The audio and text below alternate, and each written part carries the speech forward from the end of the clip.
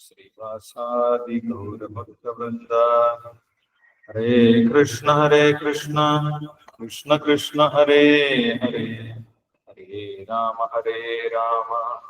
രാമ രാമ ഹരേ ഹരേ. ഓം നമോ ഭഗവതേ വാസുദേവായ. ഓം നമോ ഭഗവതേ വാസുദേവായ. ഓം നമോ ഭഗവതേ വാസുദേവായ. ഹരേ കൃഷ്ണ. എല്ലാവർക്കും ഒരിക്കൽ കൂടി സ്വാഗതം. നമ്മൾ വായിക്കുന്നത് ഭഗവത്ഗീത യഥാരൂപമാണ്. ഇസ്കോൺ സ്ഥാപകാചാര്യൻ കൃഷ്ണകൃപാമൂർത്തി എസ് സി ഭക്തിവേദാന്ത സ്വാമി ശ്രീല പ്രഭുപാദൻ വിവർത്തനം പ്രവർത്തനം നൽകിയിട്ടുള്ള ഭഗവത്ഗീത യഥാരൂപത്തിന്റെ 14-ാമത്തെ അധ്യായമാണ് നമ്മൾ വായിക്കുന്നത്. 14-ാമത്തെ അധ്യായം ഭൗതിക പ്രകൃതിയുടെ ത്രിഗുണങ്ങൾ. കഴിഞ്ഞ അധ്യായത്തിന്റെ തുടർച്ചയാണ് ഈ അധ്യായത്തിൽ ഭഗവാൻ പറയുന്നത്. കഴിഞ്ഞ അധ്യായത്തിൽ ഭഗവാൻ പറഞ്ഞിട്ടുണ്ടായിരുന്നു, പുരുഷനെ കുറിച്ചും പ്രകൃതിയെ കുറിച്ചും ഭൗതിക പ്രകൃതിയിലെ ത്രിഗുണങ്ങളെ കുറിച്ചും വിശദമായിട്ട് മനസ്സിലാക്കിയ ഒരു വ്യക്തി അതെങ്ങനെയെല്ലാമാണ് പ്രവർത്തിക്കുന്നത് എന്ന് ശരിയായിട്ടുള്ള രീതിയിൽ മനസ്സിലാക്കിയ ഒരു വ്യക്തിക്ക് വീണ്ടും ഈ ഭൗതിക പ്രകൃതിയിൽ ശരീരമെടുക്കേണ്ട ആവശ്യമില്ല. ആ വ്യക്തിക്ക് സിദ്ധി ലഭിച്ച് മോക്ഷം ലഭിച്ച് തിരിച്ച് ഭഗവാന്റെ അടുത്തേക്ക് പോകാൻ സാധിക്കും എന്ന് ഭഗവാൻ പറഞ്ഞിട്ടുണ്ടായിരുന്നു. അതിനുവേണ്ടി ഭഗവാൻ ഈ അധ്യായത്തിൽ പുരുഷന്മാരെ കുറിച്ചും ഭൗതിക പ്രകൃതിയിലെ ത്രിഗുണങ്ങളെ കുറിച്ചും അതെങ്ങനെയൊക്കെയാണ് പ്രവർത്തിക്കുന്നത് എന്ന് വിശദമായിട്ട് പറഞ്ഞു തരുന്നുണ്ട്. അതുകൊണ്ട് ഈ അധ്യായത്തിൽ പറയുന്ന ജ്ഞാനം കൂടുതൽ ഉന്നതമാണ്, ഉത്തമമായിട്ടുള്ള ജ്ഞാനമാണ് ഈ അധ്യായത്തിൽ ഭഗവാൻ പറയാൻ പോകുന്നത് എന്ന് ആദ്യം തന്നെ പറഞ്ഞിട്ടുണ്ടായിരുന്നു. ഈ ജ്ഞാനം സ്വീകരിച്ചു കഴിഞ്ഞാൽ ആ വ്യക്തിക്ക് പിന്നെ പ്രളയ സമയത്ത് ആകുലചിത്തനാകേണ്ട ആവശ്യമില്ല. അടുത്ത സർഗം സൃഷ്ടി നടക്കുന്ന സമയത്ത് ജനിക്കേണ്ട ആവശ്യമില്ല എന്ന് ഭഗവാൻ പ്രഖ്യാപിച്ചിട്ടുണ്ടായിരുന്നു. പരം പോയ പ്രവക്ഷ്യാമി ജ്ഞാനാനാം ജ്ഞാനമുത്തമം യജ്ഞാത്വാ മുനേ സർവേ പരാം സിദ്ധി ഇതോഗതാ ഇതം ജ്ഞാനമുപാശ്രിത്യ മമ സാധർമ്യമാഗത സർഗേപി നോപജായതേ പ്രളയേന വിധന്തി ച. പിന്നീട് ഭഗവാനിൽ നിന്ന് തന്നെയാണ് ഈ ഭൗതിക പ്രപഞ്ചം, ഭൗതിക ലോകം സൃഷ്ടിക്കപ്പെട്ടിട്ടുള്ളത്. ഭൗതിക ലോകത്തിന്റെ ഉറവിടം ഭഗവാൻ തന്നെയാണ്. അതേപോലെ ഈ ഭൗതിക ലോകത്തിൽ വ്യത്യസ്തമായിട്ടുള്ള ശരീരങ്ങൾ എടുക്കുന്ന ജീവാത്മാക്കളും വന്നിട്ടുള്ളത് ഭഗവാനിൽ നിന്ന് തന്നെയാണ്. ഭഗവാനാണ് എല്ലാ ജീവാത്മാക്കളുടെയും പിതാവ് എന്ന് ഭഗവാൻ പ്രഖ്യാപിക്കുന്നുണ്ട്. സർവയോനിഷു കൗന്ദേയ മൂർത്തയ സംഭവന്തിയ താസാം ബ്രഹ്മ മഹത്യോനിർഹം ബീജപ്രദപ്ത. രണ്ടും ഭഗവാന്റെ ശക്തി തന്നെയാണ്. ഒന്ന് ഭൗതിക ശക്തിയാണ്.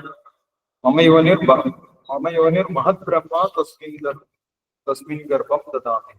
മമയോനിർ മഹത് ബ്രഹ്മ തസ്മിൻ ഗർഭം ദദാമി. ഭൗതിക പ്രപഞ്ചം, മഹത് ബ്രഹ്മം എന്നറിയപ്പെടുന്ന ഭൗതിക ലോകം ഭഗവാന്റെ ശക്തിയാണ്, ഭഗവാന്റെ ഭൗതിക ശക്തിയാണ്. ആ ഭൗതിക ലോകത്തിലേക്ക് വരുന്ന ജീവാത്മാക്കളും ഭഗവാന്റെ പുത്രന്മാരാണ്, ഭഗവാന്റെ മക്കളാണ്, ഭഗവാൻ പിതാവാണ് എന്ന് പറഞ്ഞിട്ടുണ്ടായിരുന്നു. രണ്ടും ഭഗവാന്റെ ശക്തികളാണ്. പക്ഷെ രണ്ടും വിപരീതമായിട്ടുള്ള ശക്തികളാണ്. ഒന്ന് ആത്മീയ ശക്തിയാണ്, ഒന്ന് ഭൗതികമായിട്ടുള്ള ശക്തിയാണ്. ഇത് രണ്ടും എങ്ങനെയാണ് ബന്ധപ്പെട്ട് നിൽക്കുന്നത്? ഭൗതിക ശരീരം എടുക്കുന്ന സമയത്ത് ആത്മീയ സ്വഭാവമുള്ള ഒരു വ്യക്തി ഈ ഭൗതിക ശരീരവുമായിട്ട് എങ്ങനെയാണ് ബന്ധപ്പെടുന്നത്? ഒന്ന് ആത്മീയമാണ്, ഒന്ന് ഭൗതികമാണ്. ആത്മാവ് ആത്മീയ സ്വഭാവമുള്ളതാണ്, ശരീരം ഭൗതിക സ്വഭാവമുള്ളതാണ്. ഇത് രണ്ടും എങ്ങനെയാണ് ബന്ധിപ്പിച്ചു നിർത്തുന്നത്? അതിന് 3 ഗുണങ്ങളുണ്ട് എന്ന് ഭഗവാൻ പറഞ്ഞു.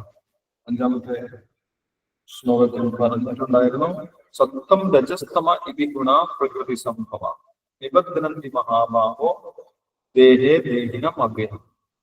ആത്മീയ സ്വഭാവമുള്ള ആ ജീവാത്മാവിനെ ആത്മീയ ബോധത്തിൽ നിന്ന് മാറ്റി ശരീരബോധത്തിലേക്ക് കൊണ്ടുവരുന്നത് 3 ഗുണങ്ങളാണ്. സത്വരജസ് തമോ ഗുണങ്ങളാണ്. സത്വഗുണം, രജോ ഗുണം, തമോ ഗുണം. ഇതാണ് ഈ ഗുണങ്ങളാണ് ഒരു ജീവാത്മാവിനെ ശരീരത്തിൽ ബന്ധിപ്പിച്ചു നിർത്തുന്നത്. നിബന്ധനന്തി മഹാബാഹോ ദേഹേ ദേഹിനം അവ്യയം. ആത്മീയമായിട്ടുള്ള വ്യക്തിയെ ഭൗതിക ബോധത്തിൽ ബന്ധിച്ചു നിർത്തുന്നത് 3 ഗുണങ്ങളാണ്. അങ്ങനെ പറഞ്ഞതിന് ശേഷം ഭഗവാൻ ഓരോ ഗുണത്തിന്റെയും സ്വഭാവ സവിശേഷതകൾ പറയാൻ ആരംഭിച്ചിട്ടുണ്ടായിരുന്നു. സത്വഗുണത്തെ കുറിച്ചാണ് ആദ്യം പറഞ്ഞത് 6ാമത്തെ ശ്ലോകത്തിൽ. തത്ര സത്വം നിർമ്മലത്വാത് പ്രകാശകം അനാമയം സുഖസംഖ്യേന ബദ്ധ്നാദി ജ്ഞാനസംഖ്യേന ചാരക. ഈ 3 ഗുണങ്ങൾ പറഞ്ഞതിൽ ഏറ്റവും നിർമ്മലമായിട്ടുള്ളത്, ഭൗതിക മാലിന്യങ്ങൾ ഏറ്റവും കുറവുള്ളത് സത്വഗുണത്തിനാണ്. നിർമ്മലത്വ, പ്രകാശകം, അനാമയം. അതിൽ പാപകർമ്മങ്ങൾ കുറവാണ്, പാപം കുറവാണ്. അനാമയം, സത്വഗുണത്തിലുള്ളവരും പാപം ചെയ്യാൻ തയ്യാറാകുകയില്ല. അവർ പുണ്യകർമ്മങ്ങളൊക്കെ നന്മ ചെയ്യാൻ ആഗ്രഹിക്കുന്ന ആളുകളാണ് സത്വഗുണത്തിലുള്ള ആളുകൾ. പക്ഷെ എന്താണ് കുഴപ്പം? സത്വഗുണത്തിൽ എത്തിക്കഴിഞ്ഞാൽ നമുക്കൊരു സംതൃപ്തി തോന്നും, സന്തോഷം തോന്നും, സമാധാനം തോന്നും. അതുകൊണ്ട് ആത്മീയതയുടെ ആവശ്യമില്ല, ഭഗവാന്റെ ആവശ്യമില്ല, ഭക്തിയുടെ ഒന്നും ആവശ്യമില്ല. അതില്ലാതെ തന്നെ ഞങ്ങൾ സന്തുഷ്ടരാണ് എന്ന് പറഞ്ഞ് സുഖം കൊണ്ട് അവർ ബന്ധിക്കപ്പെടും, സുഖ സൗകര്യങ്ങളിൽ ബന്ധിക്കപ്പെടും, സംതൃപ്തി കൊണ്ട് ബന്ധിക്കപ്പെടും. ഭഗവാന്റെ ആവശ്യമില്ല എന്ന് വിചാരിക്കുന്നു. സത്വഗുണത്തിൽ ഭഗവാനെ കൂടാതെ തന്നെ ഞങ്ങൾ സുഖമായിട്ട് ജീവിക്കുന്നു. സുഖസംഖ്യേന ബദ്ധ്നാദി, സുഖം കൊണ്ട് ബന്ധിക്കപ്പെടും. ആത്മീയതയിലേക്ക് വരാൻ സാധ്യതയില്ല, ആത്മീയതയിലേക്ക് വരാൻ തയ്യാറാകുന്നില്ല.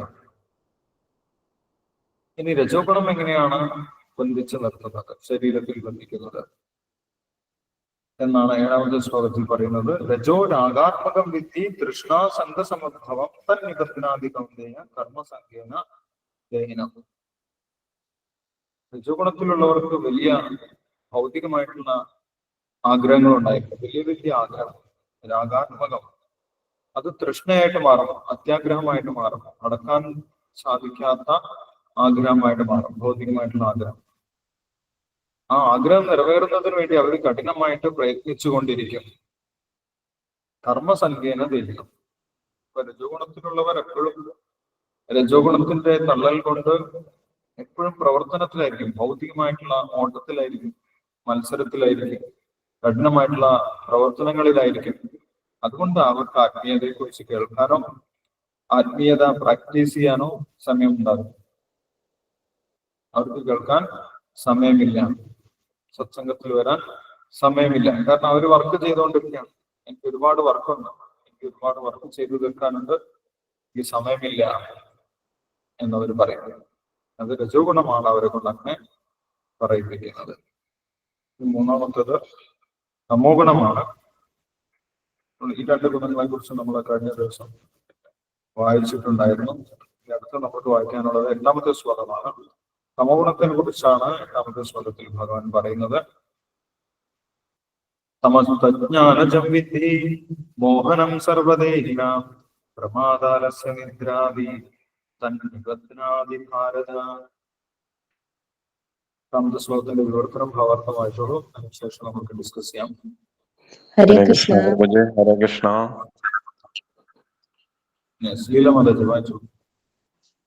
ഹരേ കൃഷ്ണ. ഓം നമോ ഭഗവതേ വാസുദേവായ. ഓം നമോ ഭഗവതേ വാസുദേവായ. ഓം നമോ ഭഗവതേ വാസുദേവായ. സമസ്തജ്ഞാനജം വിദ്ധി മോഹനം സർവദേഹിനാം പ്രമാദാലസ്യ നിദ്രാഭിസ്തന്യഭാരതാം. ഭാവാർത്ഥം. ശില പ്രഭുപാദയ്ക്ക് ജയ്. ഇവിടെ തു എന്ന പദം പ്രത്യേകം ശ്രദ്ധേയമാണ്. ശരീരസ്ഥനായ ആത്മാവിന്റെ ഒരു പ്രത്യേക യോഗ്യതയാണ് ഈ തമോ ഗുണം എന്നതാണ് ഇതിന്റെ അർത്ഥം. സത്വഗുണത്തിന് നേരെ എതിരാണ് ഈ തമോ ഗുണം. സത്വഗുണത്തിലുള്ള ഒരാൾക്ക് ജ്ഞാനസമ്പാദനത്തിലൂടെ വിഭാഗം നേടാൻ കഴിയും. തമോ ഗുണ സ്വഭാവിക്ക് അസാധ്യമാണത്. തമോ ഗുണം ഉന്മാദത്തെ ഉളവാക്കുന്നു. ഉന്മത്തനായ ഒരാൾ കാര്യകാര്യ വിവേചനത്തിന് ശക്തനല്ല. അയാൾ പുരോഗതിക്ക് പകരം അധോഗതി പ്രാപിക്കുന്നു. വസ്തുയാഥാത്മ്യജ്ഞാനാവകരം അവരകം വിരപ്യ യജ്ഞാനജനകം തമ എന്നാണ് വൈദിക സാഹിത്യം തമോ ഗുണത്തെ നിർവചിച്ചിട്ടുള്ളത്. തമോ ഗുണബാധിതനായവന് ഒന്നിന്റെയും യാഥാർത്ഥ്യം സ്പഷ്ടമാവാറില്ല. ഒരു ഉദാഹരണം, തന്റെ മുത്തച്ഛൻ മരിച്ചു, അതുകൊണ്ട് താനും മരിക്കുമെന്ന് ഏവർക്കും മനസ്സിലാക്കാവുന്നതേ ഉള്ളൂ.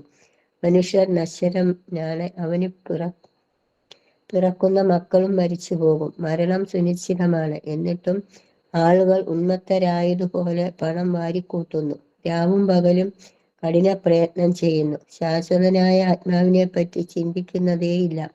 ഉന്മാദം തന്നെയാണിത്. ഇങ്ങനെ ഉന്മാദം ബാധിച്ചവർ ആധ്യാത്മിക ജ്ഞാന മാർഗത്തിൽ പുരോഗമിക്കാൻ ഒട്ടും താല്പര്യം കാണിക്കില്ല. ഇത്തരം ആളുകൾ അലസന്മാരാണ്. അധ്യാത്മജ്ഞാന സമ്പാദനത്തിനായുള്ള സത്സംഗത്തിന് ക്ഷണിച്ചാൽ പോലും അവർ അതിൽ വലിയ താല്പര്യം കാണിക്കാറില്ല. രജോ ഗുണ സ്വഭാവികളെ പോലെ പരിശ്രമശീലരുമല്ല. അവർ ആവശ്യമുള്ളതിലേറെ ഉറങ്ങുന്നതാണ് തമോ ഗുണബാധിതരുടെ മറ്റൊരു ലക്ഷണം. മനുഷ്യന് ദിവസത്തിൽ 6 മണിക്കൂർ മാത്രമേ ഉറങ്ങേണ്ടതുള്ളൂ. എന്നാൽ തമോ ഗുണത്തിലുള്ള ഒരാൾ 10-12 മണിക്കൂർ ഉറങ്ങുന്നു. അയാൾ സദാ വിഷാദഗ്രസ്തനായും നിദ്രാലുവായും കാണപ്പെടും. ലഹരി പദാർത്ഥങ്ങൾക്ക് അടിമപ്പെട്ടവനുമായിരിക്കും. തമോ ഗുണബദ്ധനായ ഒരുവന്റെ ലക്ഷണങ്ങളാണിവ. ഹരേ കൃഷ്ണ. താങ്ക് യു പ്രഭു. ഹരേ കൃഷ്ണ. താങ്ക് യു ലീല മാതാജി. ഹരേ കൃഷ്ണ. തമോ ഗുണത്തെ കുറിച്ചാണ് ഇവിടെ പറയുന്നത്. തമസ്തു അജ്ഞാനജം വിധി. അജ്ഞാനത്തിൽ നിന്നാണ് തമോ ഗുണം ഉണ്ടാകുന്നത് എന്നാണ് പറയുന്നത്. തമസ്തു അജ്ഞാനജം വിധി മോഹനം സർവദേഹിനാണ്. ഈ തമോ ഗുണം എല്ലാ ശരീരത്തിലും ഉണ്ട്, അല്ലെ? എല്ലാ ശരീരങ്ങളിലും തമോ ഗുണമാണ്. ഈ ഭൗതിക ലോകം തന്നെ തമസ് എന്നാണ് അറിയപ്പെട്ടത്. തമസോമ ജ്യോതിർഗം. ഈ ഇരുട്ടിൽ നിന്ന്, അജ്ഞാനത്തിൽ നിന്ന് പുറത്തേക്ക് കിടക്കാനാണ് വേദസാഹിത്യം പറയുന്നത്. അപ്പോൾ ഈ മൊത്തം ഭൗതിക ലോകത്തിന്റെ സ്വഭാവം തന്നെ എന്താണ്? തമസ്സാണ്. അതുകൊണ്ട് എല്ലാ ശരീരത്തിലും തമോ ഗുണമുണ്ട്. തമസ്തു അജ്ഞാനജം വിദ്ധി മോഹനം സർവദേഹിനാണ്. എല്ലാ ശരീരങ്ങളെയും മോഹിപ്പിക്കുന്നതാണ് ഈ തമസ് എന്ന് പറയുന്നത്. പ്രമാദ ആലസ്യ നിദ്രാഭി തന്നിബദ്ധാദി ഭാരത. അതെങ്ങനെയാണ് ഒരു ജീവാത്മാവിനെ ബന്ധിക്കുന്നത് എന്നാണ് ഇവിടെ പറയുന്നത്. പ്രമാദ ആലസ്യ നിദ്രാഭി. തമോ ഗുണത്തിന്റെ ലക്ഷണങ്ങളാണ് പ്രമാദം. പ്രമാദം എന്ന് പറയുന്നത് ബുദ്ധി ശരിയായിട്ടുള്ള രീതിയിൽ പ്രവർത്തിക്കാത്ത അവസ്ഥയാണ് പ്രമാദം. ബുദ്ധിയും ഓർമ്മശക്തിയും ശരിയായ രീതിയിൽ പ്രവർത്തിക്കുന്നില്ല. തമസ്സിലായി കഴിഞ്ഞാൽ ഒരു വ്യക്തി തമോ ഗുണത്തിലേക്ക് വീണ് കഴിഞ്ഞാൽ ആ വ്യക്തിയുടെ ബുദ്ധിയും ഓർമ്മശക്തിയും ശരിയായ രീതിയിൽ പ്രവർത്തിക്കുകയില്ല. അപ്പോൾ കാര്യങ്ങളെ യഥാർത്ഥ രീതിയിൽ മനസ്സിലാക്കാൻ ആ വ്യക്തിക്ക് സാധിക്കില്ല. അതാണ് ഇവിടെ തമോ ഗുണത്തിന്റെ നിർവചനമായിട്ട് ശിലപ്രഭാതത്തിൽ പറയുന്നത്. വസ്തു യാഥാത്മ്യജ്ഞാനാവരകം വിപര്യ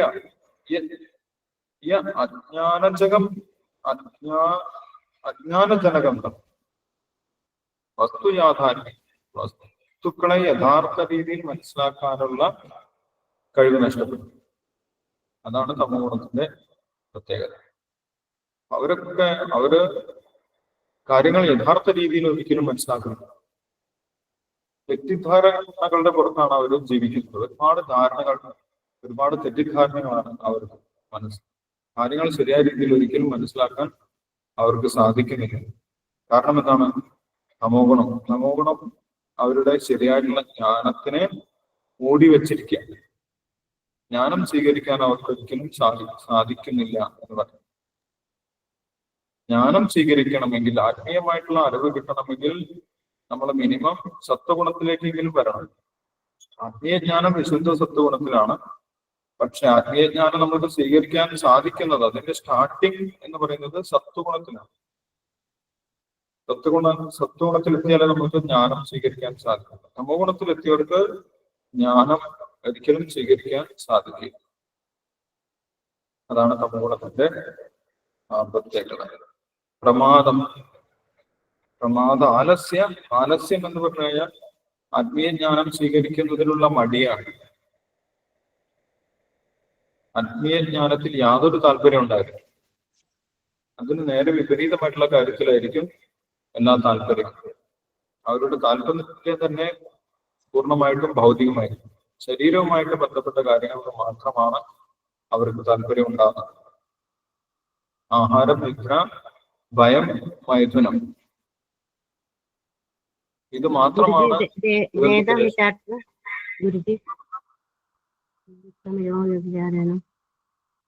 മതജ് പറയുന്നത് വ്യക്തമാകുന്നത്. ഏതാണ് അധ്യായം? അധ്യായം 14 ശ്ലോകം 9. ശ്ലോകം 8. 8ാമത്തെ ശ്ലോകം. 14ാമത്തെ അധ്യായം ഭൗതിക പ്രകൃതിയുടെ ത്രിഗുണങ്ങൾ. അപ്പം അലസതയാണ് തമോഗുണത്തിന്റെ ഒരു ലക്ഷണം. പിന്നെ ജ്ഞാനം സ്വീകരിക്കാൻ സാധിക്കില്ല. ആലസ്യ നിദ്രാവി തമോഗുണത്തിന്റെ മറ്റൊരു പ്രധാനപ്പെട്ട ലക്ഷണമാണ്. അവർക്ക് ഏറ്റവും ഇഷ്ടപ്പെട്ട ഒരു കാര്യം എന്ന് പറഞ്ഞു കഴിഞ്ഞാൽ ഉറങ്ങുക എന്നുള്ളത്. കൂടുതൽ ഉറങ്ങാൻ കഴിഞ്ഞാൽ കൂടുതൽ സന്തോഷമായി എന്നാണ് അവർ വിചാരിക്കുന്നത്. ഉറക്കം ശരീരത്തിന്റെ റെസ്റ്റിന് ആവശ്യമാണ്. ഭഗവാൻ പറയുന്നുണ്ട്, യുക്താഹാര വിഹാരസ്യ യുക്തചേഷ്ടസ്യ കർമ്മസു യുക്ത സ്വപ്നാവബോധസ്യ യോഗി ഭവതി ദുഃഖ. ആവശ്യത്തിന് ആഹാരം കഴിക്കണം, ആവശ്യത്തിന് ഉറങ്ങണം എന്നാണ് ഭഗവാൻ പറയുന്നത്. പക്ഷേ കൂടുതൽ ഉറങ്ങുന്നത് തമോഗുണത്തിന്റെ ലക്ഷണമായിട്ട് ഇവിടെ പറയുന്നത്. ഉറങ്ങുന്നത് അവർക്ക് ഏറ്റവും ഇഷ്ടപ്പെട്ട ഒരു കാര്യമായിരിക്കും തമോഗുണത്തിൽ എന്ന് പറയുന്നത്. പിന്നെ മറ്റൊരു ലക്ഷണം, അവര് ലഹരി വസ്തുക്കൾ ഉപയോഗിക്കാൻ താല്പര്യമുള്ള വ്യക്തികളായിരിക്കും. തമോഗുണത്തിന്റെ മറ്റൊരു സ്വഭാവം അല്ലെ. അജ്ഞാനത്തിലായവർ മാത്രമേ, തമോഗുണത്തിലുള്ളവർ മാത്രമേ ലഹരി വസ്തുക്കൾ ഉപയോഗിക്കൂ. കാരണം എന്താണ്? ലഹരി ഉപയോഗിക്കുന്നതുകൊണ്ട് യാതൊരു പ്രയോജനമില്ല. ശരീരത്തിനോ അല്ലെങ്കിൽ ആരോഗ്യത്തിനോ മനസ്സിനോ നമ്മുടെ കുടുംബത്തിനോ സമൂഹത്തിനോ ഒന്നും ലഹരി ഉപയോഗിക്കുന്നത് കൊണ്ട് ഒരു പ്രയോജനമില്ല, ഒരു ഗുണവുമില്ല.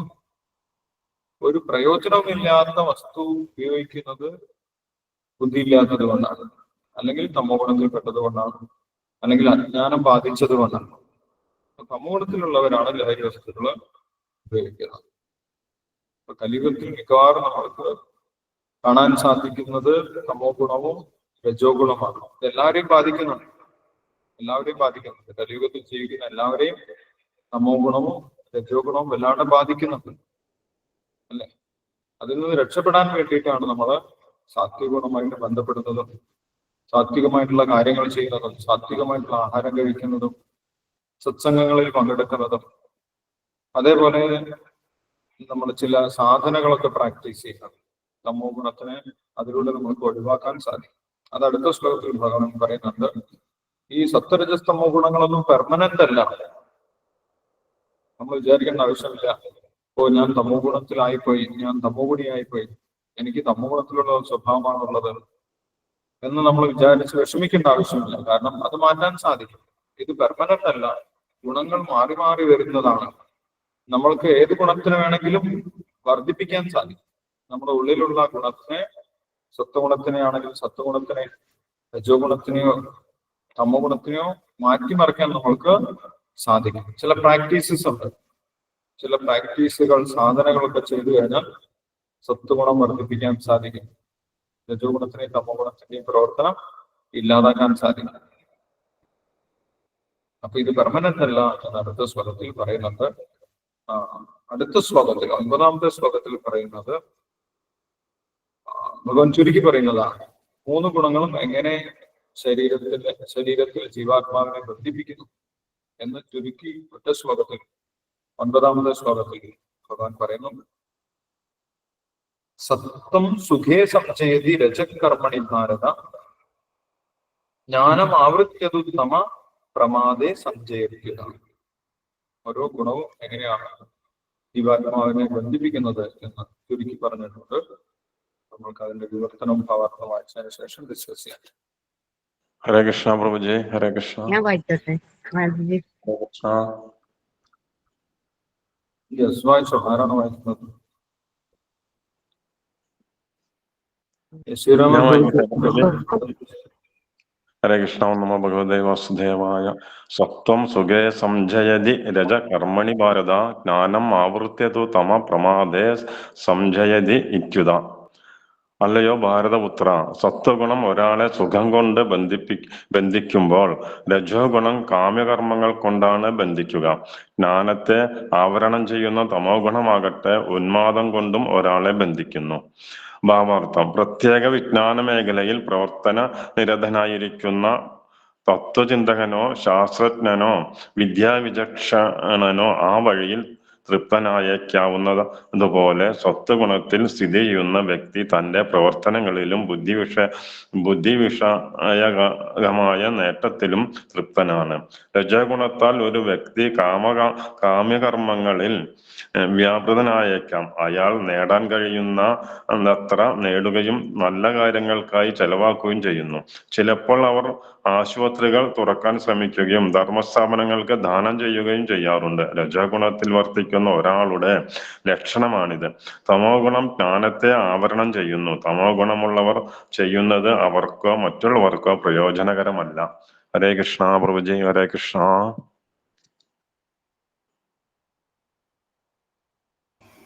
ഹരേ കൃഷ്ണ. Thank U Sivaraman പ്രഭുജി. ഹരേ കൃഷ്ണ. 3 ഗുണങ്ങളും എങ്ങനെയാണ് ശരീരത്തിൽ ജീവാത്മാവിനെ ബന്ധിപ്പിച്ചു നിർത്തുന്നത് എന്ന് ഭഗവാൻ ഈ ഒരൊറ്റ ശ്ലോകത്തിൽ പറയുന്നുണ്ട്. സത്വം സുഖേ സംജയതി രജ കർമ്മണി ഭാരത ജ്ഞാനം ആവൃത്യതുത്തമ പ്രമാദേ സഞ്ചയതി ഇത്യുത. സത്വഗുണം സുഖം കൊണ്ടാണ് ബന്ധിക്കുന്നത്. സംതൃപ്തരാണ് അവര് പറയും, ഞങ്ങൾ ഭഗവാന്റെ ഭക്തിയൊന്നും ചെയ്യാതെ തന്നെ ഞങ്ങൾ സന്തുഷ്ടരായിട്ട് ജീവിക്കും. ഞങ്ങൾക്ക് കുടുംബത്തിൽ യാതൊരു പ്രശ്നവുമില്ല. ഞങ്ങൾക്ക് നല്ല ജോലിയുണ്ട്, നല്ല വരുമാനമുണ്ട്, നല്ല വീടുണ്ട്, നല്ല വിദ്യാഭ്യാസമുണ്ട്, നല്ല കുടുംബാംഗങ്ങളുണ്ട്. അതുകൊണ്ട് ഞങ്ങൾ സുഖമായിട്ട് ജീവിക്കും. ഈ ഭൗതിക ശരീരത്തിൽ തന്നെ സുഖമാണ് എന്നുള്ളൊരു തെറ്റിദ്ധാരണയാണ് അവർക്കുണ്ടാവുന്നത്. ഒരിക്കലും ഭൗതിക ശരീരത്തിൽ സുഖമായിട്ട് ജീവിക്കാൻ സാധിക്കുന്നില്ല എന്നുള്ള ആ ആത്മീയജ്ഞാനത്തിൽ അവരെത്തുന്നില്ല. ഭൗതിക ശരീരം സ്വീകരിച്ചു കഴിഞ്ഞാൽ തന്നെ ഒരു പ്രശ്നമില്ലെങ്കിൽ പോലും നമ്മൾ ജന്മമൃത്യു ജരാവ്യാധി ഇങ്ങനെയുള്ള ദുഃഖങ്ങൾ അനുഭവിക്കേണ്ടി വരും. ജനനം, മരണം, രോഗം, വാർദ്ധക്യം, ഇത് 4 ജീവാത്മാവിന് ഇഷ്ടപ്പെടാത്ത ദുഃഖങ്ങളാണ്. പക്ഷെ അതിനെക്കുറിച്ചുള്ള ആ ഒരു ധാരണയിൽ അവരെത്തുന്നില്ല. അതല്ലാതെയുള്ള സുഖസൗകര്യങ്ങൾ കൊണ്ട് അവര് സംതൃപ്തരാകും. അപ്പൊ അവര് ആത്മീയ ജ്ഞാനത്തിലേക്ക് എത്താത്തത് കൊണ്ട് ഇത് സുഖമാണ്, ഈ ഭൗതിക ശരീരത്തിലുള്ള ജീവിതം സുഖമാണ് എന്നുള്ള ഒരു തെറ്റിദ്ധാരണയിൽ ഇരിക്കും. അത് സാത്വിക ഗുണത്തിന്റെ ബന്ധനമാണ്, അത് ജ്ഞാനമല്ല എന്ന് ഭഗവാൻ ജ്ഞാനത്തിന്റെ ലക്ഷണം പറഞ്ഞ കൂട്ടത്തിൽ പറഞ്ഞിട്ടുണ്ട്. അല്ല, ജന്മം, മൃത്യു, ജരാവ്യാധി, ദുഃഖദോഷാന ദർശനം. ജനനം, മരണം, രോഗം, വാർദ്ധക്യം, ഇത് ദുഃഖമാണ് എന്നറിയുന്നതാണ് ജ്ഞാനം. ഇവിടെ സന്തോഷമാണ് എന്ന് വിചാരിക്കുന്നത് അജ്ഞാനമാണ്. അല്ല, ആളുകൾ പ്രഭാഷണത്തിലൊക്കെ പറയും, ഈ ലോകം വളരെ സുന്ദരമാണ്, വളരെ മനോഹരമാണ്, ഇവിടെ ഇനിയും ഈ മനോഹര തീരത്ത് തരുമോ ഇനിയൊരു ജന്മം കൂടി എന്ന് പറയും. അല്ലെ, അത് അജ്ഞാനമാണ്, അത് ശരിയായിട്ടുള്ള ജ്ഞാനമല്ല. സാത്വികഗുണത്തിലാണ് അവർ പറയുന്നത് ഇവിടെ തന്നെയാണ് സ്വർഗം, ഇത് സ്വർഗീയമായിട്ടുള്ള ജീവിതമാണ്. പക്ഷെ ഒരിക്കലും സുഖമായിട്ട് ജീവിക്കാൻ ജീവാത്മാവിന് ഈ ഭൗതിക ശരീരത്തിൽ സാധിക്കുകയില്ല. യഥാർത്ഥ സുഖം അവർ അനുഭവിക്കുന്നില്ല. ആത്മീയമായിട്ടുള്ള സുഖം അനുഭവിക്കാത്തത് കൊണ്ടാണ് ഇത് തന്നെയാണ് സുഖം എന്ന് അവർ തെറ്റായിട്ട് വിചാരിക്കുന്നത്. അപ്പം ഇവിടെ സുഖമാണ് എന്നുള്ള ചിന്തയിൽ അവരെ ബന്ധിക്കും. അതാണ് സാത്വിക ഗുണത്തിന്റെ സ്വഭാവം. സത്വം സുഖേ സംചയതി രജ കർമ്മണി ഭാരത. രജോ ഗുണത്തിലുള്ള ആളെങ്ങനെയാണ് ബന്ധിക്കപ്പെടുന്നത്? കർമ്മത്താനാണ് ബന്ധിക്കപ്പെടുന്നത്. എനിക്ക് അത് നേടണം, ഇത് നേടണം, എനിക്ക് ചെറുതൊന്നും വേണ്ട. ചെറുതിലൊന്നും അവർക്ക് തൃപ്തി ഉണ്ടാകില്ല. എനിക്ക് ഏറ്റവും ബെസ്റ്റ് ആയിട്ടുള്ള വേണം. വീടാണെങ്കിൽ ഏറ്റവും വലിയ വീട് വേണം, കൊട്ടാരം പോലെ വീട് വേണം. കാറാണെങ്കിൽ ഏറ്റവും ആഡംബര കാറ് വേണം, അല്ല ഇങ്ങനെ ഏറ്റവും ബെസ്റ്റ് ആയിട്ടുള്ള ഭൗതിക വസ്തുക്കളൊക്കെ വേണം. അതിനു വേണ്ടിയിട്ട് ജീവിതകാലം മുഴുവൻ അവർ കഷ്ടപ്പെടും. അവരുടെ സുഖം എന്താണെന്ന് അനുഭവിക്കുന്ന കൂടിയില്ല. ഭൗതിക സുഖം പോലും അനുഭവിക്കാൻ അവർക്ക് സാധിക്കുന്നില്ല. കാരണം രജോ ഗുണം അവരായിട്ട് ഓടിച്ചുകൊണ്ടിരിക്കും. രജ കർമ്മണി ഭാരത, എനിക്ക് ഒന്നിനും സമയമില്ല, ഒന്നിനും സമയമില്ല, ഒന്നിനും സമയമില്ല എന്ന് പറഞ്ഞിട്ട് അവര് കഷ്ടപ്പെട്ടുകൊണ്ടേയിരിക്കും. രജ കർമ്മണി ഭാരത. ആരാണ് അവരെ അങ്ങനെ കഷ്ടപ്പെടുത്തുന്നത്? രജോ ഗുണമാണ്. ജ്ഞാനമാവൃത്യതുത്തമ പ്രമാദേ സഞ്ചയിക്കുക. ഇനി തമോ ഗുണം എങ്ങനെയാണ് അവരെ കിട്ടിയിരുന്നത്? തമോ ഗുണത്തിൽ പെട്ടുപോയി കഴിഞ്ഞാൽ അവർക്ക് ആത്മീയജ്ഞാനം സ്വീകരിക്കാൻ ഒരിക്കലും സാധിക്കുകയില്ല. കാരണം എന്താണ്? അവരുടെ ജ്ഞാനത്തെ തമോ ഗുണം അത്രയും പൂർണ്ണമായിട്ട് മൂടി വെച്ചിരിക്കുക. ജ്ഞാനമാവൃത്യ, ജ്ഞാനത്തിനെ മൂടി വെച്ചിരിക്കുക തമോ ഗുണം. അതുകൊണ്ട് ജ്ഞാനം കൊടുത്താലും അവർക്ക് സ്വീകരിക്കാൻ സാധിക്കില്ല. അവർക്ക് മനസ്സിലായില്ല. കണ്ടാലൊട്ടറിയുന്നു ചിലരിതു, കണ്ടാലും തിരിയാ ചിലർക്ക് ഉദാഹരണം പറയുന്നു. അവർക്ക് മനസ്സിലാക്കാൻ സാധിക്കുകയില്ല. ഭഗവത്ഗീതയിലും ഭഗവാൻ പറയുന്നുണ്ട്, ആശ്ചര്യവത് പശ്യതി കശ്ചിദേനം ആശ്ചര്യവത് വദതി തഥൈവ ചാന്യം ആശ്ചര്യവച്ഛേനം അന്വശൃണോതി ശ്രുത്വാപ്യേനം വേദ ന ചൈവ കശ്ചിത്. ചില ആളുകൾ ആശ്ചര്യത്തോടു കൂടി ആത്മീയതയെ കുറിച്ച് മനസ്സിലാക്കുന്നു. ചില ആളുകൾ ആശ്ചര്യത്തോടു കൂടി ആത്മീയ കാര്യങ്ങൾ പറയുന്നു, സംസാരിക്കുന്നു. ചില ആളുകൾ ആശ്ചര്യത്തോടു കൂടി കേൾക്കുന്നു, അത്ഭുതത്തോടു കൂടി ആത്മീയ കാര്യങ്ങൾ കേൾക്കുന്നു. പക്ഷെ ചില ആളുകൾക്ക് കേട്ടാലും മനസ്സിലാക്കാൻ സാധിക്കില്ല. ശ്രുത്വാപ്യേനം വേദ ന ചൈവ കശ്ചിത്. അത് തമോ ഗുണമാണ്. കേട്ടാലും അവർക്ക് മനസ്സിലാക്കാൻ സാധിക്കുന്നില്ല. കാരണം ജ്ഞാനം ആവൃത്യതുത്തമ. തമോ ഗുണം ജ്ഞാനത്തെ പൂർണ്ണമായിട്ടും മൂടി വെച്ചിരിക്കും. ജ്ഞാനം സ്വീകരിക്കാൻ അവർക്ക് സാധിക്കുന്നില്ല.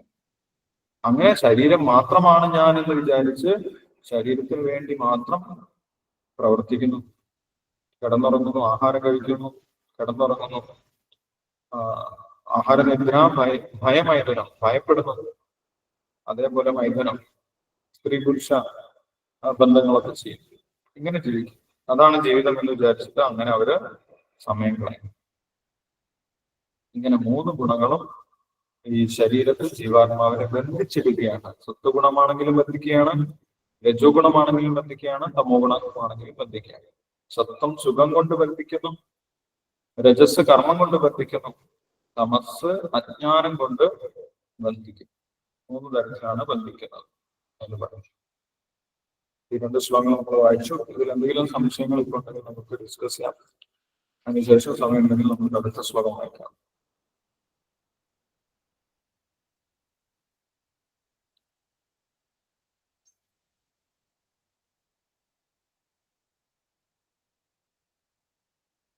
ഇപ്പോൾ പറഞ്ഞാൽ എന്തെങ്കിലും സംശയമുണ്ടോ?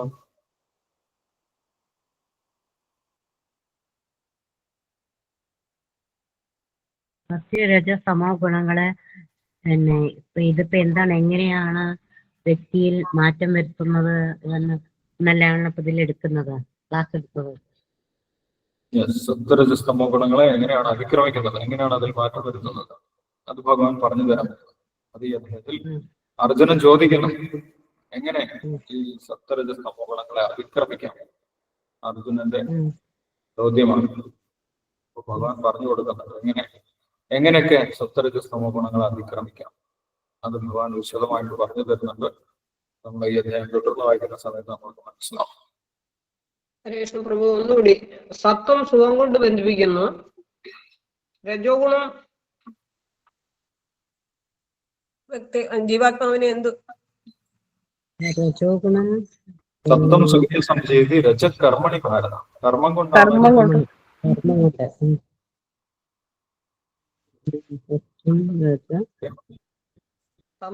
തമോ ഗുണം ആലസ്യം കൊണ്ട്, ഗുണം അജ്ഞാനം കൊണ്ട്, ജ്ഞാനം സ്വീകരിക്കാൻ സാധിക്കാത്ത അവസ്ഥ. പറഞ്ഞു കൊടുത്താലും ആത്മീയ കാര്യങ്ങളൊന്നും മനസ്സിലാക്കാൻ സാധിക്കുന്നില്ല. ആത്മീയ കാര്യങ്ങളൊന്നും മനസ്സിലാക്കാൻ സാധിക്കുന്നില്ല. അതാണ് തമോ ഗുണം.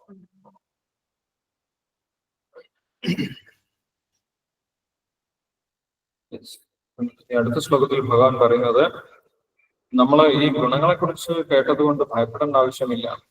ഈ ഗുണങ്ങൾ പെർമനന്റ് അല്ല എന്നാണ് പറയുന്നത്. ഗുണങ്ങൾ സ്ഥിരമായിട്ട് നിൽക്കുന്നതല്ല, ഗുണങ്ങളെ മാറ്റിമറിക്കാം, അല്ലെങ്കിൽ ഗുണങ്ങൾ മാറിക്കൊണ്ടിരിക്കുന്നതാണ്. അടുത്ത ശ്ലോകത്തിൽ 10ാമത്തെ ശ്ലോകത്തിൽ ഭഗവാൻ പറഞ്ഞു തരുന്നുണ്ട്, രജസ് തമശ്ചാഭിഭൂയ സത്വം ഭവതി ഭാരത രജസത്വം തമശ്ചൈവ തമസത്വം രജസ്തഥ. പെർമനന്റ് അല്ല, ഇത് മാറുന്നതാണ് എന്ന് ഭഗവാൻ പറയുന്നു. നമുക്ക് വിവർത്തനവും ഭാവാർത്ഥം വായിക്കാം, അതിനുശേഷം നോക്കാം. ഹരേ കൃഷ്ണ പ്രഭുജി. ധന്യവാദം വായിച്ചു.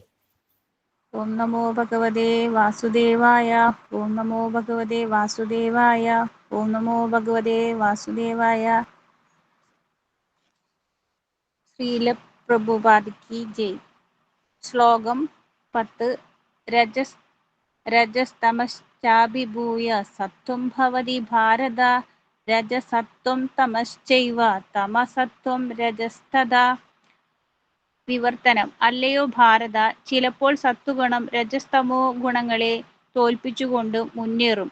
ചിലപ്പോൾ രജസ് സത്വതമോ ഗുണങ്ങളെ കീഴടക്കുന്നു. മറ്റു ചിലപ്പോൾ തമസ് സത്വരജസ്സുകളെയും. ഈ വിധത്തിൽ എപ്പോഴും ആധിപത്യത്തിനുള്ള മത്സരം നിലനിൽക്കുന്നു. ഭാവാർത്ഥം. രജോ ഗുണം മുന്നിട്ട് നിൽക്കുമ്പോൾ സത്വതമസ്സുകൾ പരാജയപ്പെടുന്നു.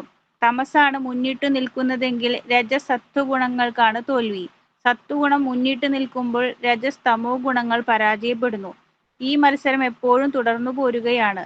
അതുകൊണ്ട് കൃഷ്ണാവബോധത്തിൽ പുരോഗമിക്കാൻ ആഗ്രഹിക്കുന്നവർ ഈ 3 ഗുണങ്ങളെയും അതിക്രമിക്കണം. ഇവയിൽ ഒന്നിന്റെ ആധിപത്യം ഒരാളുടെ എല്ലാ പ്രവർത്തനങ്ങളിലും പെരുമാറ്റങ്ങളിലും ആഹാര രീതികളിലുമൊക്കെ സ്പഷ്ടമായി കാണുക പതിവാണ്. അതിനെപ്പറ്റി ഇനിയുള്ള അധ്യായങ്ങളിൽ വിവരിക്കുന്നുണ്ട്. താല്പര്യമുള്ള പക്ഷം ആർക്കും പരിശീലനം കൊണ്ട് സത്വഗുണം വളർത്തി രജസ് തമസ്സുകളെ തോൽപ്പിക്കാം. രജോ ഗുണം വർദ്ധിപ്പിച്ച് സത്വതമസ്സുകളെ കീഴടക്കാനും തമോ ഗുണത്തെ പോഷിപ്പിച്ച് സത്വരജസ്സുകളെ നശിപ്പിക്കാനും സാധിക്കും.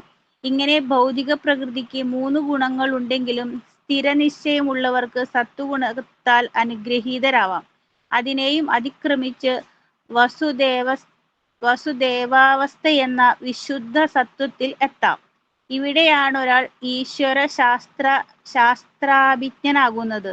ഒരു മനുഷ്യനിൽ ഏതു ഗുണത്തിനാണ് സ്വാധീനതയെന്ന് അയാളുടെ പ്രത്യേക പ്രവർത്തനങ്ങളിൽ നിന്ന് മനസ്സിലാക്കാം. ഹരേ കൃഷ്ണ. ഹരേ കൃഷ്ണ പ്രഭുജി. ഹരേ കൃഷ്ണ. Thank you. ധന്യവാദം. ഹരേ കൃഷ്ണ. ഒരു ഗുണവും ഒരു വ്യക്തിയിൽ പെർമനന്റ് ആയിട്ട് നിൽക്കുന്നതല്ല, അത് മാറി മറിഞ്ഞുകൊണ്ടിരിക്കുന്നതാണ്. അവ തമ്മിൽ വലിയ മത്സരമുണ്ട് എന്നാണ് ഇവിടെ പറയുന്നത്. ചില സമയത്ത് ഒരു വ്യക്തി രജോ ഗുണം വർദ്ധിച്ചു വരും. രജോ ഗുണം വർദ്ധിച്ചു വരുന്ന സമയത്ത് അയാളുടെ സാത്വിക ഗുണവും തമോ ഗുണവും താഴോട്ട് പോകും. രജോ ഗുണം പ്രധാനിയായിട്ട് പ്രവർത്തിക്കും. കഠിനമായിട്ടുള്ള അധ്വാനമൊക്കെ ചെയ്യും, കഠിനമായിട്ടുള്ള പ്രവൃത്തികളൊക്കെ ചെയ്യും. വലിയ ആഗ്രഹത്തോടു കൂടി പ്രവർത്തിക്കും. എന്തെങ്കിലും വലിയ ഭൗതിക ലക്ഷ്യം വെച്ച് അതിനുവേണ്ടി ദൃഢനിശ്ചയത്തോടു കൂടി പ്രവർത്തിക്കുന്നത് കാണാം. അത് രജോ ഗുണത്തിന്റെ പരിപാടിയാണ്. രജോ ഗുണം വർദ്ധിക്കുന്ന സമയത്ത് അദ്ദേഹത്തിന്റെ സാത്വിക ഗുണം കുറയും, തമോ ഗുണം കുറയും എന്നാണ് പറയുന്നത്. രജസ് തമശ്ച അഭിഭൂയ സത്വം ഭവതി ഭാരത രജസത്വം തമശ്ചൈവ. രജോ ഗുണം വർദ്ധിക്കുന്ന സമയത്ത് സത്വഗുണവും തമോ ഗുണവും കുറഞ്ഞു പോകും. ചില സമയത്ത് ഒരു വ്യക്തി സാത്വികമായിട്ടുള്ള ഗുണം വർദ്ധിച്ചു വരുന്നതായിട്ട് കാണാം. പുണ്യപ്രവൃത്തികളൊക്കെ ചെയ്യും, മറ്റുള്ളവരെ സഹായിക്കും, മറ്റുള്ളവർക്ക് നന്മ ചെയ്യും. സാത്വികഗുണത്തിന്റെ സ്വഭാവമാണ്. ജ്ഞാനം ആർജിക്കാൻ ശ്രമിക്കും. ആ സാത്വികഗുണം വർദ്ധിക്കുന്ന സമയത്ത് സ്വാഭാവികമായിട്ട് രജോ ഗുണവും തമോ ഗുണവും കുറഞ്ഞു പോകും. ഇനി ചില വ്യക്തികളിൽ തമോ ഗുണം വർദ്ധിച്ചു വരുന്നതായിട്ട് കാണാം. കൂടുതലായിട്ട് ഉറങ്ങുക, അല്ലെങ്കിൽ ലഹരി വസ്തുക്കളൊക്കെ ഉപയോഗിക്കുക, ഇതൊക്കെ ചെയ്യുന്ന സമയത്ത് തമോ ഗുണം വർദ്ധിക്കും. തമോ ഗുണം വർദ്ധിക്കുന്ന സമയത്ത് സാത്വിക ഗുണവും രജോ ഗുണം സ്വാഭാവികമായിട്ട് താഴോട്ട് പോകും. അപ്പൊ ഇങ്ങനെ ഗുണങ്ങൾ സ്ഥിരമായിട്ട് നിൽക്കുന്നില്ല, ഗുണങ്ങൾ മാറിക്കൊണ്ടിരിക്കുകയാണ് ചെയ്യുന്നത്. മറ്റു ഗുണങ്ങളെ താഴ്ത്തിക്കൊണ്ട് ഏതെങ്കിലും ഒരു ഗുണം ഒരു സമയത്ത് ഉയർന്നു വരുന്നതാണ്. ഏതെങ്കിലും ഒരു വ്യക്തിയിൽ ഏത് ഗുണമാണോ വർദ്ധിച്ചു വരുന്നത് ആ ഗുണത്തിന്റെ സ്വഭാവമാണ് ആ വ്യക്തിയിൽ പ്രകടമാകുന്നത്. ഏത് ഗുണമാണോ വർദ്ധിച്ചിരിക്കുന്നത് ആ ഗുണത്തിന്റെ സ്വഭാവമാണ് പ്രകടമാകുന്നത്, പുറത്ത് കാണിക്കുന്നത്. അത് മാറി മറയാണ് എന്നാണ് പറയുന്നത്. ഇത് നമുക്ക് മാറ്റിമറിക്കാനും സാധിക്കും. നമ്മൾ ഏത് ഗുണത്തിനെയാണോ പിന്തുണയ്ക്കുന്നത് ആ ഗുണം വർദ്ധിച്ചു വരും. അല്ലെ, നമ്മൾ ഉറങ്ങുന്നതിനെ പിന്തുണയ്ക്കുകയാണെങ്കിൽ, കൂടുതൽ ഉറങ്ങുന്ന ശീലം നമ്മൾ തന്നെ പ്രാക്ടീസ് ചെയ്യുകയാണെങ്കിൽ നമ്മൾക്ക് തമോ ഗുണം വർദ്ധിപ്പിക്കാം. ലഹരി വസ്തുക്കളൊക്കെ ഉപയോഗിക്കുകയാണെങ്കിൽ തമോ ഗുണം വർദ്ധിപ്പിക്കാം. അല്ലെങ്കിൽ ലഹരി വസ്തുക്കളൊക്കെ ഉപയോഗിക്കുന്ന ആളുകളോട് കൂട്ടുകൂടുകയാണെങ്കിൽ നമ്മുടെ തമോ ഗുണം വർദ്ധിപ്പിക്കാം. ശുചിത്വമില്ലാതെ നടക്കുന്ന ആളുകളുമായിട്ട് കൂട്ടുകൂടുകയാണെങ്കിൽ നമ്മുടെ തമോ ഗുണം വർദ്ധിപ്പിക്കാം. ഇനി രജോഗുണത്തിലുള്ള ആളുകളുമായിട്ട് കൂട്ടുകൂടി കഴിഞ്ഞാൽ നമ്മുടെ രജോ ഗുണം വർദ്ധിപ്പിക്കാം. വളരെയധികം പാഷനേറ്റ് ആയിട്ട് ഭൗതികമായിട്ടുള്ള പ്രവർത്തനങ്ങളിൽ ഏർപ്പെട്ടുകൊണ്ടിരിക്കുന്ന ആളുകൾ, അവരുമായിട്ട് കൂട്ടുകൂടുന്ന സമയത്ത് സ്വാഭാവികമായിട്ട് നമ്മുടെ രജോ ഗുണം വർദ്ധിക്കും. എനിക്കും വേണം, എനിക്കും അങ്ങനെയൊക്കെ കാറ് വേണം, അവരതിനു വേണ്ടി വർക്ക് ചെയ്യുന്നുണ്ട്, ഞാനും വർക്ക് ചെയ്യും എന്ന് പറഞ്ഞിട്ട് നമ്മൾക്കും അങ്ങനെ ഒരു ആഗ്രഹം ഉണ്ടാകും. കാരണം ഗുണസങ്കോസി അസത്യോനി ജന്മസു ഭഗവാൻ പറയുന്നത്. ഗുണസംഘം ഉണ്ടാകുന്ന സമയത്ത് ഏത് ഗുണവുമായിട്ടാണോ നമ്മള് സംഘം ഉണ്ടാകുന്നത് ആ ഗുണം നമ്മളിൽ വർദ്ധിക്കും. നമ്മൾ സത്സംഗങ്ങളിലൊക്കെ പങ്കെടുക്കുക, ഭഗവത്ഗീത ഭാഗവതം ഒക്കെ വായിക്കുക, നാമം ജപിക്കുക, ഇതൊക്കെ ചെയ്യുന്ന സമയത്ത് സാത്വിക ഗുണം വർദ്ധിച്ചു വരും. യഥാർത്ഥത്തിൽ ഭഗവാനെ കുറിച്ച് മനസ്സിലാക്കുന്നത് സാത്വിക ഗുണത്തിലുമല്ല വിശുദ്ധ സത്വഗുണത്തിലാണ് എന്നിവിടെ ശ്രീപാദർ പറയുന്നത്. കൃഷ്ണാബോധം സ്ഥിതി ചെയ്യുന്നത് വിശുദ്ധ സത്വഗുണത്തിലാണ്. സത്വഗുണത്തിലോ രജഗുണത്തിലോ തമോ ഗുണത്തിലോ അല്ല. കൃഷ്ണാബോധത്തിലെ പ്രവർത്തനങ്ങളൊക്കെ ഏത് ഗുണത്തിലാണ്? വിശുദ്ധ സത്വഗുണം എന്ന് പറഞ്ഞിട്ടുള്ള ഈ 3 ഭൗതിക ഗുണങ്ങളും ബാധിക്കാത്ത തലത്തിലാണ് കൃഷ്ണാബോധം. അതുകൊണ്ട് നാമം ജപിക്കുന്ന സമയത്തും അതേപോലെ ഭഗവത്ഗീത കേൾക്കുന്ന സമയത്ത് ഇങ്ങനെ ആത്മീയമായിട്ടുള്ള ഭഗവാന്റെ ഭക്തി സേവനങ്ങളൊക്കെ ചെയ്യുന്ന സമയത്ത് നമ്മളിലുള്ള തമോ ഗുണവും രജോ ഗുണം സ്വാഭാവികമായിട്ട് കുറഞ്ഞു വരും.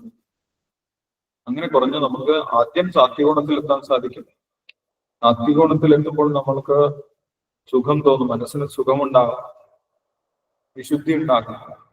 പിന്നീട് വീണ്ടും നമ്മൾ ഉയരുന്ന സമയത്ത് ആത്മീയ ജ്ഞാനം ഉണ്ടാവും. അതിനുശേഷം നമ്മൾക്ക് വിശുദ്ധ സത്വഗുണത്തിൽ എത്താൻ സാധിക്കും. ആ സമയത്ത് നമ്മൾക്ക് ഭഗവാനിൽ പൂർണ്ണ വിശ്വാസം ഉണ്ടാകും, ഭഗവാനെ സാക്ഷാത്കരിക്കാനും സാധിക്കും.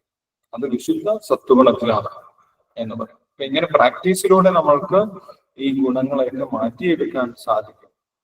ഗുണങ്ങൾ മാറാത്തതല്ല, പ്രാക്ടീസിലൂടെ നമ്മൾക്ക് മാറ്റിയെടുക്കാൻ സാധിക്കുന്നതാണ് ഇവിടെ ഭഗവാൻ പറയുന്നത്. ശീലപ്രഭാതർ പറയുന്നുണ്ട്, ഇങ്ങനെ ഭൗതിക പ്രകൃതിക്ക് 3 ഗുണങ്ങൾ ഉണ്ടെങ്കിലും സ്ഥിരനിശ്ചയമുള്ളവർക്ക് സത്വഗുണത്താൽ അനുഗ്രഹീതരാകാം.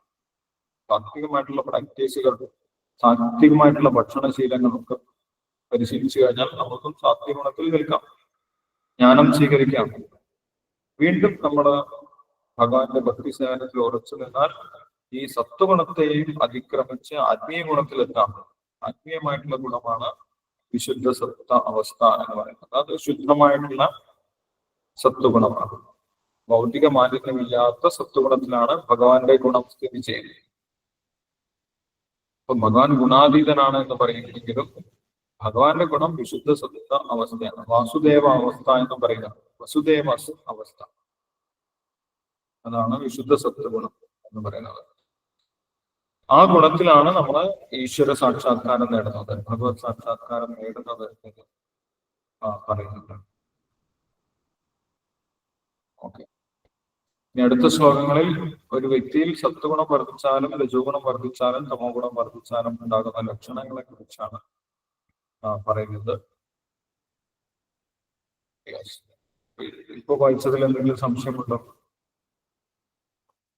ഹരേകൃഷ്ണ പ്രഭു, ഈ 10ാമത്തെ ശ്ലോകത്തില് ഏകദേശം ഇതിനെ പോലെ തന്നെയല്ലേ 2ാമത്തെ അധ്യായത്തിലെ 7ാമത്തെ ശ്ലോകം?